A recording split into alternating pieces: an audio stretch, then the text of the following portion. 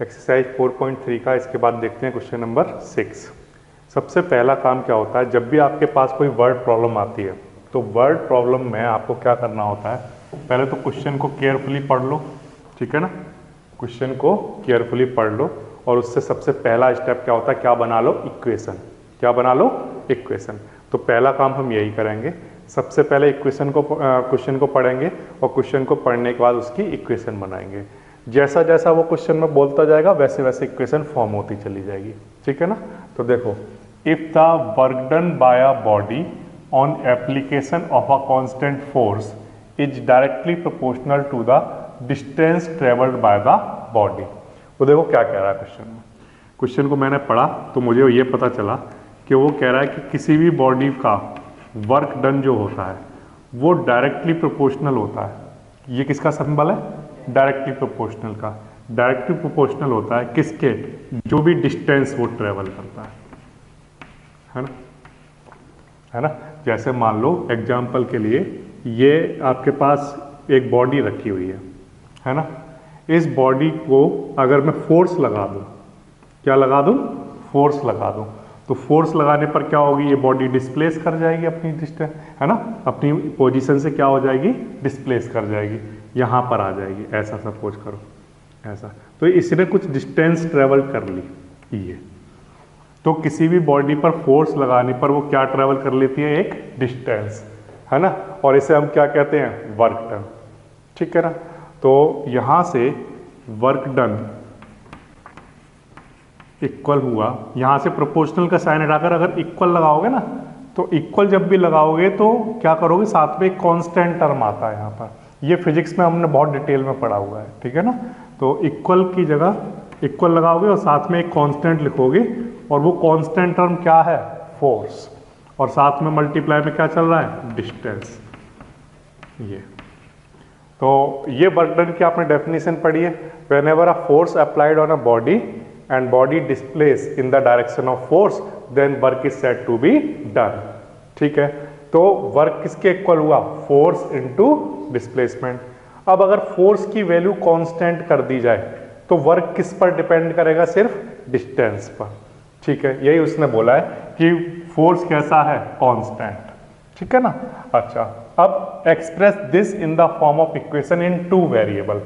Two variable की form में हमें इसको दिखाना है, तो कैसे दिखाओगे, देखो फोर्स तो कैसा है, कांस्टेंट है। वेरिएबल क्या है, वेरिएबल का मतलब समझते हो कि अगर डिस्टेंस की वैल्यू चेंज कर दी जाए तो किसकी वैल्यू चेंज होती जाएंगी, वर्क की वैल्यू चेंज होती जाएंगी। इसका मतलब वेरिएबल कौन कौन है, एक तो वर्क डन वेरिएबल है और डिस्टेंस वेरिएबल है। फोर्स कैसा है, कांस्टेंट, यानी इसकी एक फिक्स वैल्यू है, बट डिस्टेंस की वैल्यू चेंज करने पर वर्क की वैल्यू चेंज होती जाएंगी, इसलिए ये दोनों कैसे हैं, वेरिएबल, ठीक है। तो इनमें से एक किसी एक क्वांटिटी को क्या करो, एक वेरिएबल से डिनोट कर दो और इसको किसी दूसरे वेरिएबल से डिनोट कर दो, ठीक है। तो मैंने वर्क डन को सपोज करो डिनोट कर दिया एक वेरिएबल W, ठीक है, इक्वल्स टू फोर्स को F से और डिस्टेंस को किससे, S से। तो ये आपके पास एक इक्वेशन आ गई, ठीक है ना। अभी लेकिन इस इक्वेशन में यहाँ पर 3 वेरिएबल लिखे हुए हैं, लेकिन हमें तो 2 वेरिएबल बनाने हैं। तो उसने क्वेश्चन में क्या कहा कि express this in the form of equation in 2 variable and draw the graph of the same by taking constant force as 5 unit. Force की वैल्यू कितनी रख दो, 5 यूनिट रख दो, वहां पर फिक्स कर दो उसको। तो देखो वर्क इक्वल्स टू फोर्स की वैल्यू कितनी, 5, और इनटू में क्या चल रहा है, डिस्टेंस। तो ये आपके पास फॉर्मूला इक्वेशन बनकर तैयार हो गई, W equals to 5 into S। ये हुई आपके पास लीनियर इक्वेशन इन 2 वेरिएबल, जिसमें 5 क्या है, फोर्स, ये कैसे ही है, कांस्टेंट क्वांटिटी, और ये दोनों कैसी हैं, वेरिएबल, जिसमें इसकी वैल्यू पुट करने पर इसके आंसर आते जाएंगे, ठीक है ना। अच्छा, तो ये तो हो गया इक्वेशन का आंसर, एक बात। दूसरा हमें क्या करना है, इसका ग्राफ बनाना है, ठीक है ना। तो अब हमारे पास इक्वेशन तो आ चुकी, अब इक्वेशन से ग्राफ देखो कैसे बनाएंगे, सुनिए ध्यान से।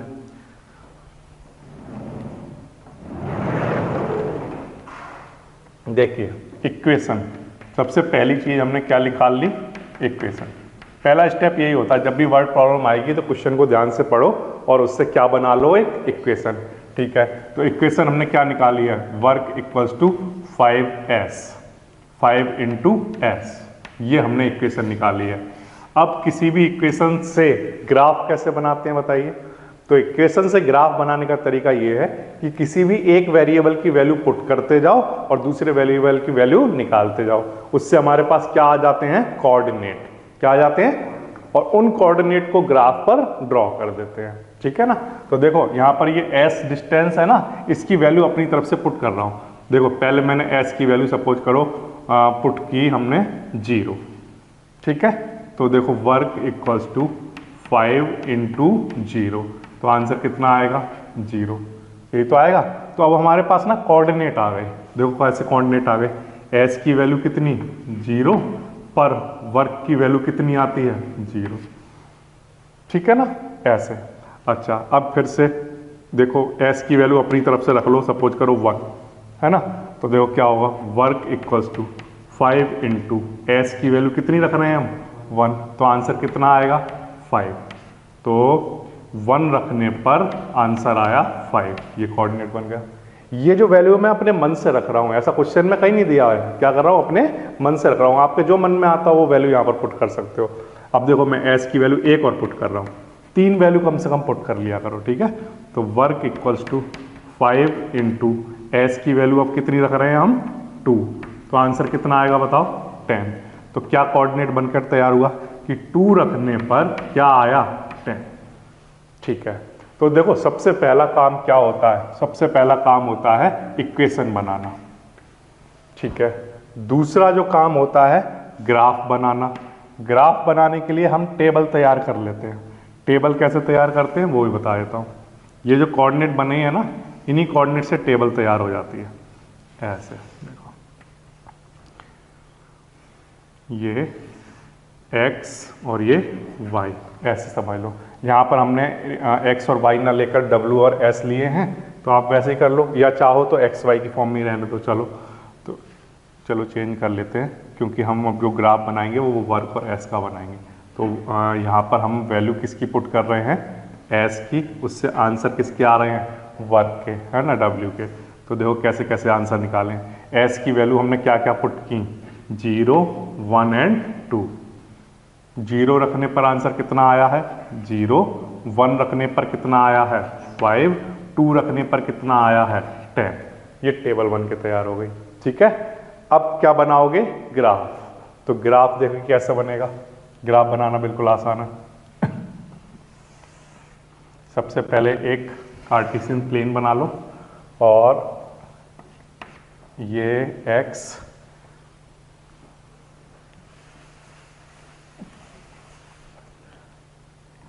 देखिए ऐसे, और एक ये हॉरिजॉन्टल लाइन खींच ली। हॉरिजॉन्टल लाइन किसको दिखाती है, x एक्सिस को, है ना, और x पर हमने किसकी वैल्यू ली है, डिस्टेंस की वैल्यू, है ना। तो ये वाली जो एक्सिस है वो किसको दिखाएगी, डिस्टेंस की वैल्यू को। ठीक है ना, ये s, ठीक है ना, डिस्टेंस की वैल्यू को दिखाएगी। तो क्या क्या वैल्यू रही होंगी यहाँ पर, पॉजिटिव 1, 2, 3, 4, है ना, 5, इस तरह से। अच्छा, ये वाली जो है वो किसको दिखाती है, y एक्सिस को, और y पर हमने किसकी वैल्यू ली है, ये 0, 5, 10, ये किसके आंसर आ रहे हैं, w के, है ना। तो यानी कि y एक्सिस किसको दिखाएगी, वर्क को। ठीक है ना, ये ओके। नाउ अब वर्क वाली साइड में भी आप बना लो, 1, 2, 3, 4, 5, 6, और ऊपर तक लेकर जाओ, 7, 8, 9, और ऊपर ले जाओ 10, ऐसा। ठीक है, ये हमने बना लिया। अब आपको इन पॉइंट को क्या करना है, प्लॉट करना है। तो 0 रखने पर आंसर कितना आया, 0। ठीक है, तो ये पॉइंट आ गया आपके पास, ये पॉइंट सपोज करो A पॉइंट है, ये पॉइंट आ गया आपके पास A। ठीक है, फिर 1 रखने पर कितना आंसर आया, 5। तो S वाली एक्सिस पर कितना चलना है, 1, तो चलिए 1, ये चल लिए 1। और फिर W वाली एक्सिस की तरफ कितना चलना है, 5। तो ये ऐसे गए और इसके सामने ये आ गया 5। तो ये वाला पॉइंट हमारा क्या दिखाएगा, 1 and 5, 1 and 5, ठीक है।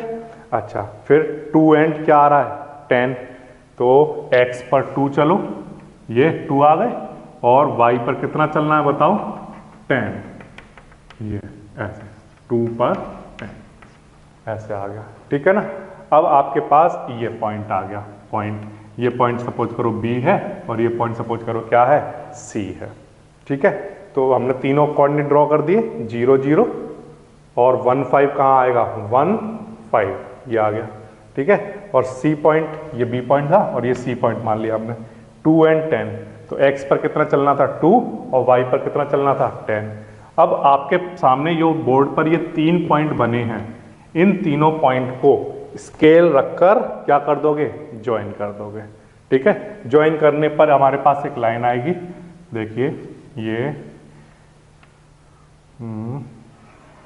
ऐसा और कुछ ऐसा चल रहा होगा, एग्जैक्टली आपको ग्राफ पर ही दिखाई देगा, ये मैं बस एक ट्राई कर रहा हूँ, ये इस तरह से ये तीनों पॉइंट क्या कर दिए मैंने, ज्वाइन कर दिए ऐसा। तो ये जो ग्राफ बनकर तैयार हुआ है, ये जो लाइन आई है, ये लाइन किसको शो कर रही है, इस इक्वेशन को शो कर रही है। किस इक्वेशन को शो कर रही है, ये दिखा भी सकते हो आप कि ये शो कर रही है वर्क इक्वल्स टू 5s, इस तरह से, ठीक है। ये ग्राफ बन के तैयार हो गया। अब उसने क्वेश्चन में आगे क्या कहा है वो सुनिए आप। वो कह रहा है also read from graph the work done when the distance is 2 unit and 0 unit. Graph में से पढ़ के ये बताना है कि जब 2 यूनिट डिस्टेंस है ना, तब वर्क कितना हुआ, और जब 0 यूनिट है तब वर्क कितना हुआ। तो अब मुझे ये बताओ, क्या आप ग्राफ में से देखकर बता सकते हो मुझे कि जब वर्क 0 है, सॉरी डिस्टेंस 0 है, तो वर्क कितना है बताओ। तो आंसर है ये भी 0 है सर, है ना। जब आपने सर डिस्टेंस 0 रखा तो वर्क का आंसर भी कितना आया, 0, डिस्टेंस 0 रखने पर वर्क 0। और ये हम ग्राफ में भी देख सकते हैं कि ये जो लाइन है वो किससे पास कर रही है, 0 0 से, तो यानी कि 0 रखने पर आंसर क्या आता है, 0। तो क्या लिखोगे, व्हेन फर्स्ट केस, जब s की वैल्यू कितनी है, 0, तो फ्रॉम ग्राफ, ग्राफ में से हम देखकर ये कह सकते हैं, फ्रॉम ग्राफ, ग्राफ में से देखकर हम ये कह सकते हैं कि वर्क कितना आ रहा है वहां पर, 0, ठीक है। अच्छा, दूसरा उसने क्या पूछा है कि जब डिस्टेंस 2 यूनिट हो तब बताओ। तो 2 यूनिट के लिए देख लो, 2 यूनिट, ये सेकंड वाला केस है, फर्स्ट वाला केस यहाँ लिख रहा हूँ। जब डिस्टेंस कितनी, 2 यूनिट, तो डिस्टेंस 2 यूनिट कहाँ है, ये वाली एक्सिस, डिस्टेंस वाली एक्सिस है ना, तो डिस्टेंस कितनी है, 2 यूनिट। अब इस पर वो वर्क पूछ रहा है कितना, तो 2 के सामने ऐसे लेकर जाओ और ये यहाँ, इस पर वर्क कितना आ रहा है, 10 आ रहा है। तो हम क्या कहेंगे, फ्रॉम ग्राफ हमने ये देखा है कि जब डिस्टेंस 2 यूनिट होती है तो वर्क कितना होता है, 10। तो वर्क का आंसर 10 आ जाता है, जो भी है यूनिट इसकी, है ना, इतना। और ये बात आपने यहाँ पर भी देखी थी कि जब s की वैल्यू 2 रखते हैं तो वर्क का आंसर कितना आता है, 10। ये ग्राफ से भी समझ सकते हो और ऐसे वैल्यू पुट करके भी समझ सकते हो, ठीक है ना। तो इस तरह से हो जाएगा ये क्वेश्चन। तो क्वेश्चन में उसने क्या बोला था, एक बार फिर से देखिए आप, देखिए वर्क डन किसके डायरेक्टली प्रोपोर्शनल होता है, डिस्टेंस के, ठीक है। तो प्रोपोर्शन का साइन हटाकर जब इक्वल लगाते हैं तो वहां पर एक कांस्टेंट टर्म आता है। क्वेश्चन में उसने कांस्टेंट क्या बोला है, कांस्टेंट क्या लेकर चलना है, फोर्स, तो मैंने फोर्स लिख लिया, ठीक है। तो यहाँ पर मेरा फॉर्मूला बना work done equals to force into distance, ठीक है। बट उसने कहा कि जो फोर्स है वो कैसा लेकर चलना है, कांस्टेंट, कितना, 5 यूनिट, ये कांस्टेंट फोर्स 5 यूनिट लेकर चलना है। अब ये इक्वेशन बन गई हमारे पास, equation, linear equation in 2 variable, जिसमें वेरिएबल क्या क्या है, वर्क एंड डिस्टेंस, और ये 5 क्या है, फोर्स, कांस्टेंट फोर्स, ठीक है। अब इक्वेशन आ जाने के बाद आप बताओ क्या करते हो। तो आंसर इक्वेशन से अब हमें बनाना होता है ग्राफ, और ग्राफ बनाने के लिए हम क्या करते हैं, अपनी तरफ से किसी एक वेरिएबल की वैल्यू पुट करते रहते हैं, उससे दूसरे वेरिएबल की आंसर आते जाते हैं, फिर उससे हमारे कोऑर्डिनेट बन जाते हैं, ऐसे इन दोनों को मिलाकर क्या बन जाते हैं, कोऑर्डिनेट। आप चाहो तो इनको टेबल की फॉर्म में भी लिख सकते हो, चाहो तो कोऑर्डिनेट की फॉर्म में भी लिख सकते हो। इन कोऑर्डिनेट का मैंने नाम दे दिया ए बी सी। ठीक है, अब ये A B C point plot करने, तो प्लॉट करना तो आप कोऑर्डिनेट ज्योमेट्री में सीख चुके हो, तो इनको प्लॉट कर लिया। देखो ये वाला पॉइंट हमने प्लॉट किया, ये कितना था 0 0। फिर हमने एक और पॉइंट प्लॉट करना 1 5, वो भी आपको आता है, 2 और 10 भी आता है। इन तीनों पॉइंट को क्या कर दो, ज्वाइन। ये क्या बनकर तैयार हो गया, ग्राफ। ये ग्राफ बनकर तैयार हो गया, बिल्कुल आसान है। फिर ग्राफ में से पढ़कर ये बताना था कि जब डिस्टेंस की वैल्यू 0 है तो वर्क की वैल्यू कितनी होगी। तो हमने देख लिया, जब डिस्टेंस 0 तो वर्क 0। ठीक है, जब डिस्टेंस 2 है तो वर्क कितना है 10। ये इसके आंसर आ गया। ठीक है, बिल्कुल आसान है। इसी तरह से एक और क्वेश्चन आप देख सकते हो, वो है क्वेश्चन नंबर 7। देखिए, Yamini and Fatima, 2 student of class 9th of a school, together contributed ₹100 towards the Prime Minister Relief Fund to help earthquake victim. Write a linear equation which satisfied this data. ठीक है, तो 2 स्टूडेंट की बात हो रही है, एक यामिनी एंड एक फातिमा। ठीक है, तो उन्होंने प्राइम मिनिस्टर रिलीफ फंड में कुछ कंट्रीब्यूशन दिया, जो भी अर्थक्वेक विक्टिम थे उनके लिए, है ना। तो मैंने अपनी तरफ से ये लेट कर लिया कि let the contribution by Yamini पहले लिखता हूं। यामिनी का जो कंट्रीब्यूशन है वो मैंने अपनी तरफ से कितना मान लिया, ₹X, कि उसने X रुपीज दिए होंगे, डोनेट किए होंगे। ठीक है, और द कंट्रीब्यूशन बाय किसका, यामिनी का हो गया। अब फातिमा का मान लो, तो फातिमा का हमने माना कितना, ₹Y। ठीक है, दोनों अलग अलग वेरिएबल ले लिए। तो यामिनी ने हमने माना X रुपीज दिए होंगे, फातिमा ने कितने दिए होंगे, Y रुपीज, और दोनों ने टुगेदर मिलाकर दोनों के रुपए कितने बन गए, ₹100। तो अगर हम अकॉर्डिंग टू क्वेश्चन देखें तो हमें क्या बात समझ में आती है कि यामिनी वाले जो रुपीज हैं प्लस फातिमा वाले जो रुपीज हैं, इन दोनों को मिलाकर कितने रुपीज कंट्रीब्यूट हुए, 100। तो ये क्या बन गई, इक्वेशन। बिल्कुल आसान है। ठीक है, ये इक्वेशन बन गई। इक्वेशन समझ में आई कैसे बनाए। ठीक है, प्राइम मिनिस्टर रिलीफ फंड में 2 लोगों ने क्या किए, रुपए डोनेट किए। तो उसमें से यामिनी ने कितने किए, X, फातिमा ने कितने किए, Y, और दोनों को मिलाकर कितने रुपीज हुए, 100। तो X + Y = 100। ये क्या आ गई, इक्वेशन। अब जब इक्वेशन आ जाती है तो उसका ग्राफ बनाने के लिए बताइए क्या करते हैं। तो आंसर है कि हम इनमें से किसी एक वेरिएबल की वैल्यू पुट करते रहते हैं और दूसरे वेरिएबल का आंसर आता जाता है। यही तो करना है ना। ठीक है, तो देखिए वैल्यू पुट करते हैं। सबसे पहले इक्वेशन है हमारे पास X + Y = 100। X + Y = 100। तो यहाँ से Y = क्या होता होगा बताइए, X इधर आ जाएगा, 100 - X ऐसा होता होगा। ठीक है ना। अब यहाँ पर इसकी वैल्यू पुट करते जाइए, X की वैल्यू कितनी, 0। ठीक है, तो Y = बताइए कितना आएगा, 100 - 0। तो आंसर कितना आएगा, 100। तो X की वैल्यू 0 रखने पर Y का आंसर 100 आया। 0 रखने पर Y का आंसर 100 आया, तो कोऑर्डिनेट मिल गया हमें। ठीक है, इसी तरह से X की वैल्यू हमने सपोज करिए पुट की कितनी, 50 अपनी मन से। ठीक है, तो Y = 100 - कितना, 50। तो कितना आंसर आएगा बताओ, 50 आंसर आ जाएगा। ठीक है, तो कितना आपको क्या कोऑर्डिनेट बना, X की वैल्यू 50 रखने पर Y की वैल्यू 50। तो 50 रखने पर 50 ये बना। तीसरा X = मैंने अपनी तरफ से रख दिया कितना, 100 अपने मन से। ठीक है, तो क्या हो जाएगा, Y = 100 - X की वैल्यू कितनी, 100। तो आंसर कितना आया, 0। तो X की वैल्यू 100 रखने पर Y का आंसर कितना, 0। तो ये मेरे पास 3 कोऑर्डिनेट आ गए।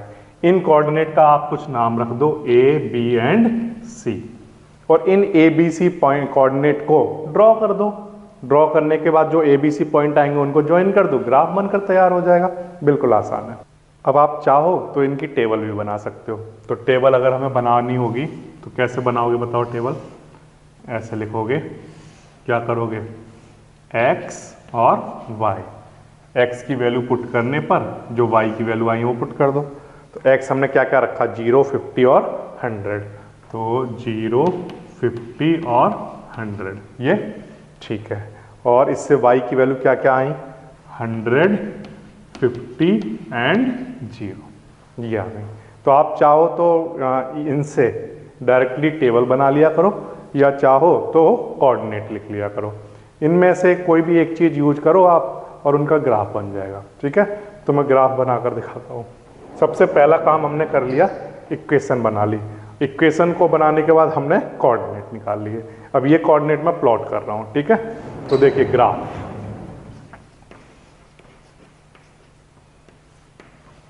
ग्राफ बना लेते हैं। देखिए कितना आसान है ग्राफ बनाना। गैप हम लेंगे 10 का, है ना।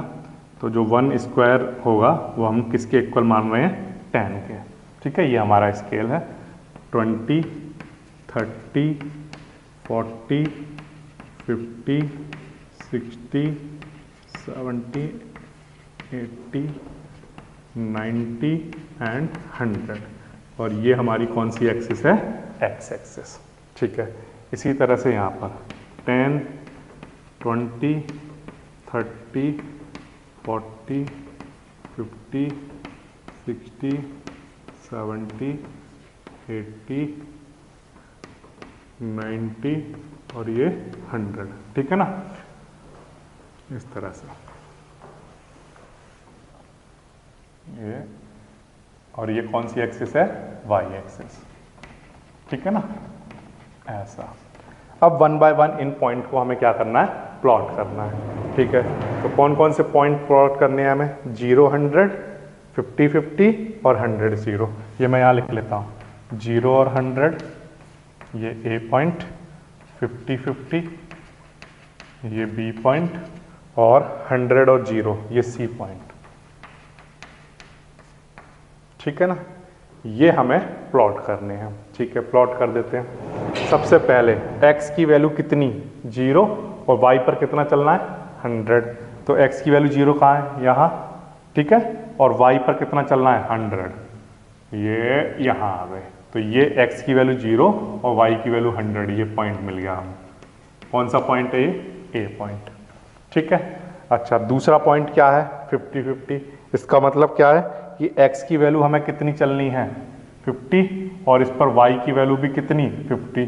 तो यहाँ से चलो और y की वैल्यू कितनी, 50। ठीक है, यानी कि ये कोई पॉइंट रहा होगा, 50, 50 ऐसा B पॉइंट। ठीक है, तीसरा पॉइंट कितना चलना है, x की वैल्यू 100, तो x पर 100 चलना है और y पर कितना चलना है, 0। तो इसका मतलब जो आप x पर 100 पहुंचोगे तो y पर कितना चलें, तो आंसर है 0, कुछ भी मत चलो। तो इसका मतलब यही पॉइंट आ जाएगा। तो ये C पॉइंट आ गया हमारे पास, 100 एंड 0। अब तीनों पॉइंट प्लॉट कर लिए A, B, C। इन तीनों पॉइंट को ज्वाइन करा दोगे, स्केल रखोगे और ज्वाइन करा दोगे। एक ऐसी स्ट्रेट लाइन बना लेना, ये इस तरह से चल रहा होगा। ठीक है ना, ऐसा आ जाएगा। तो ये आपका ग्राफ बन के तैयार हो गया। बिल्कुल आसान है। ठीक है, तो सबसे पहले क्या करना होता है आपको, एक इक्वेशन बनानी है। इक्वेशन कैसे बनाएंगे, यामिनी और फातिमा का कंट्रीब्यूशन मिलाकर कितना है, ₹100। इक्वेशन आ जाएगी। इक्वेशन आ जाने के बाद x को उधर ले जाकर लिख लोगे, तो 100 किसके इक्वल, y किसके इक्वल आ जाएगा, 100 माइनस x। फिर x की वैल्यू पुट करते जाओगे, y की वैल्यू आती जाएंगी। तो आपको क्या मिल जाएंगे, कोऑर्डिनेट। और उन कोऑर्डिनेट को क्या करोगे, यहाँ पर प्लॉट कर दोगे। जब आप इनको प्लॉट करोगे तो आपके सामने क्या बन के तैयार हो जाएगा, ग्राफ। ठीक है ना। इस एक्सरसाइज का लास्ट क्वेश्चन, क्वेश्चन नंबर है 8। In countries like USA and Canada temperature is measured in Fahrenheit. Okay, कुछ कंट्री ऐसी हैं जिसमें टेम्परेचर को किस में मेजर करते हैं, फ़ारेनहाइट में। और हमारी जो कंट्री है जैसे इंडिया में हम कैसे मेजर करते हैं टेम्परेचर को, सेल्सियस में।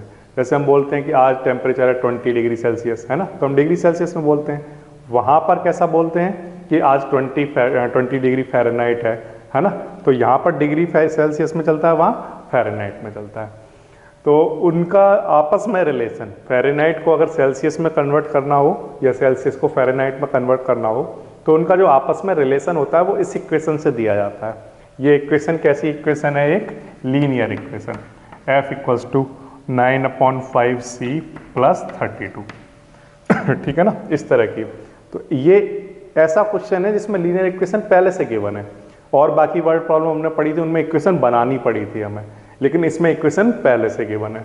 तो आपको डायरेक्टली उसने क्या पूछा हुआ है? Draw the graph. ठीक है, तो इसका ग्राफ बनाना है।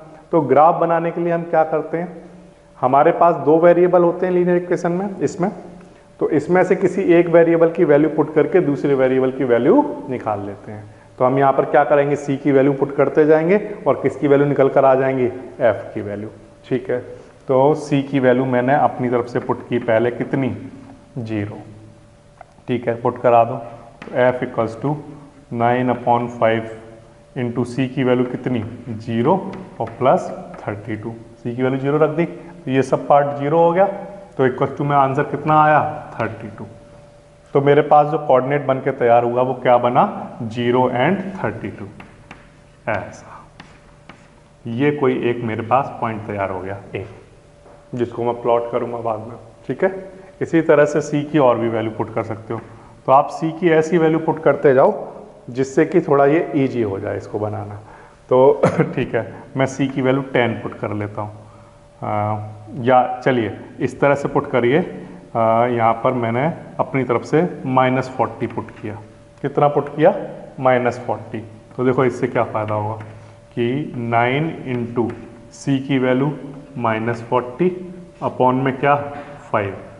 5 से ये 8 टाइम, प्लस में क्या चल रहा है? 32।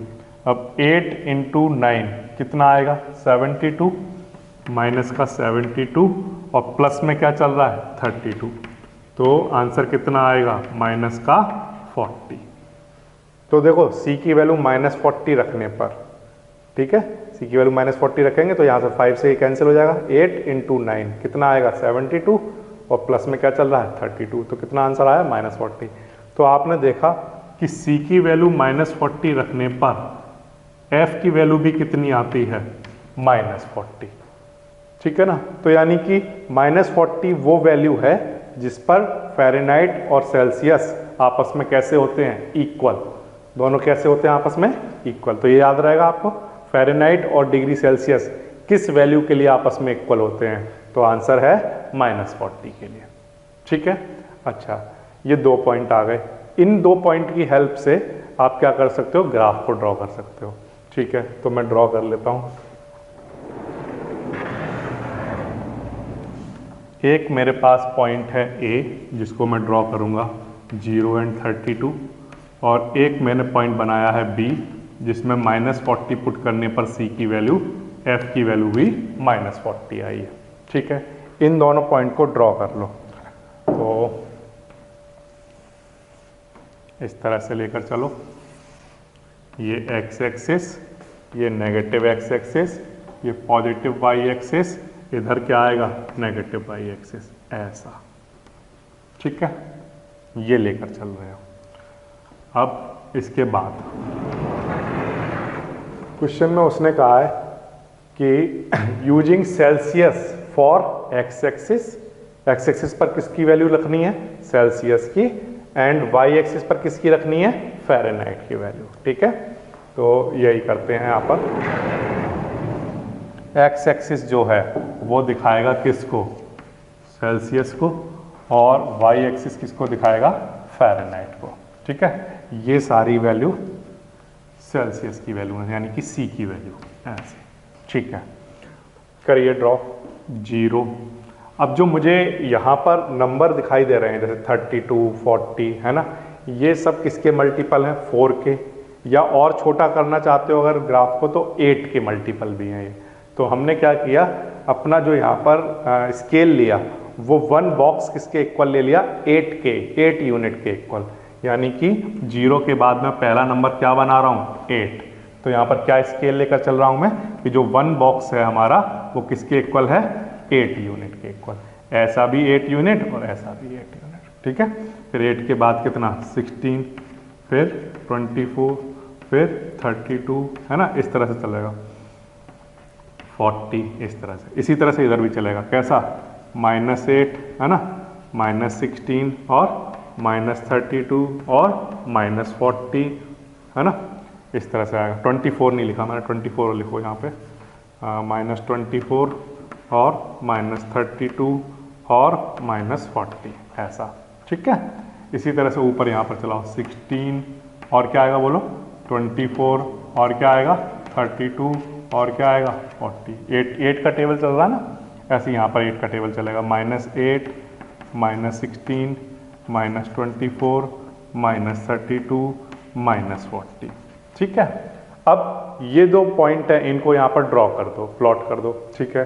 तो कैसे प्लॉट करोगे, 0 x की वैल्यू कितनी लेकर चलनी है, 0, ठीक है, c की वैल्यू 0, और फ़ारेनहाइट का आंसर तब कितना आता है, 32, तो 0 रखने पर 32, ये आ गया, ठीक है। अच्छा, तो ये ले लिया हमने पॉइंट 0 एंड 32, c की वैल्यू 0 रखने पर f की वैल्यू 32, तो ये पॉइंट मिल गया हमें, ए पॉइंट, ठीक है। दूसरा पॉइंट क्या है, -40 40, तो c की वैल्यू -40 होती है, तो f की वैल्यू भी कितनी आती है, -40, ठीक है। तो c की वैल्यू पर -40 जाओ, ये वाली एक्सिस c वाली है ना, तो c पर -40 पर आ जाओ, ये आ गए। और इसके बाद यहाँ से कितना चलना है, f की वैल्यू कितनी, -40, ये, तो ये पॉइंट आ गया आपके पास, -40 एंड -40, ये आपके पास b पॉइंट आ गया, ठीक। अब a पॉइंट और b पॉइंट को क्या कर दो, ज्वाइन करा दो, तो a से b को जब ज्वाइन कराओगे तो ये ऐसा आ जाएगा, ऐसे जाएगा आगे, ठीक है ना, ऐसे चलता जाएगा ऐसे, ठीक है। तो ये आपके पास एक लाइन आ गई, और ये लाइन किसको रिप्रेजेंट करती है, तो आंसर है, ये लाइन रिप्रेजेंट करती है f = 9/5c + 32 को, इसको रिप्रेजेंट करती है ये लाइन, जिसमें c की वैल्यू 0 रखेंगे तो f की वैल्यू कितनी निकल कर आ जाती है, 32, और c की वैल्यू अगर -40 रखते हैं तो f की वैल्यू कितनी आ जाती है, -40। ये इसका क्या बन के तैयार हो गया, ग्राफ, बिल्कुल आसान है, ठीक है। तो ये इसका एक पार्ट हो गया। पहला जो पार्ट था उसमें पूछा था ग्राफ, इक्वेशन तो दे ही रखी थी, तो c की वैल्यू पुट करके 2 कोऑर्डिनेट बनाए, फिर उनको प्लॉट कर दिया। अब इसमें और भी कुछ पार्ट पूछे हुए हैं, वो मैं आपको करके दिखा देता हूँ। देखो, जैसे इसमें जो सेकंड पार्ट है वो पूछ रहा है कि ये जो इक्वेशन है 9/5 c + 32, f = 9/5 c + 32, ये जो इक्वेशन है, इसमें सेकंड पार्ट में वो कह रहा है कि if the temperature is 30 degree Celsius, c की वैल्यू कितनी रखनी है, 30, तो वो पूछ रहा है फ़ारेनहाइट कितना होगा, बताओ उस केस में, ये पूछ रहा है वो। तो देखो कैसे करोगे, f ऐसे ही ठीक है, 9/5, c की वैल्यू कितनी रख दोगे, 30, प्लस में कितना, 32, 5 से ये कितना, 6, तो 9 × 6 करा दो, कितना आ जाएगा, 54, प्लस में कितना, 32, तो ये कितना बन जाएगा, 86। इतना रही होगी किसकी वैल्यू, फ़ारेनहाइट की वैल्यू, इतना डिग्री फ़ारेनहाइट, ठीक है ना। अच्छा, सेकंड पार्ट, थर्ड पार्ट देखो आप इसके बाद। थर्ड पार्ट में कह रहा है if the temperature is 95 degree Fahrenheit, तो अब इस बार f की वैल्यू कितनी रखनी है, 95, इसी इक्वेशन में। तब उस केस में c बताओ कितना आएगा, तो इस इक्वेशन में f की जगह कितना लिख रहे होगे बताओ, 95, किसकी जगह, f की जगह, और इक्वल्स टू में क्या चल रहा होगा, 9/5c प्लस ऐसा। अब ये 32 पहले इधर लाकर माइनस करना, कभी ये गलती मत कर देना कि 5 इधर लेकर आ जाओ, ये गलती नहीं करना कभी, ठीक है ना। तो 95 में से ये 32 पहले इधर लाकर माइनस करोगे, तो 9/5c, ठीक है। अब ये इसमें से इसको माइनस करो, तो 5 में से 2 माइनस हुआ 3, और 9 में से 3 माइनस हुआ कितना, ठीक है। अब देखो 5 डिवाइड में है तो 5 कहाँ आ जाएगा, मल्टीप्लाई में, और 9 मल्टीप्लाई में तो 9 कहाँ आ जाएगा, डिवाइड में, ठीक है। तो 9 से इसको कैंसिल कर दो 7, और 7 × 5 कराओ तो कितना, 35, तो ये हमारे पास c की वैल्यू आ जाएगी, इतना डिग्री सेल्सियस रहा होगा, ठीक है ना। और इस वाले केस में आंसर कितना आया था, इतना डिग्री फ़ारेनहाइट आया। ठीक है ना, इस तरह से हम कर सकते हैं, बिल्कुल आसान है ये। अब इसके बाद फोर्थ पार्ट देखिए, फोर्थ पार्ट में कह रहा है if the temperature is 0 degree Celsius, तो अगर टेम्परेचर की वैल्यू कितनी लेकर चलनी है, 0, तब वो पूछ रहा है कि बताओ फ़ारेनहाइट कितना होता होगा। तो बिल्कुल आसान है, F इक्वल्स टू क्या होता है, 9/5 C प्लस 32।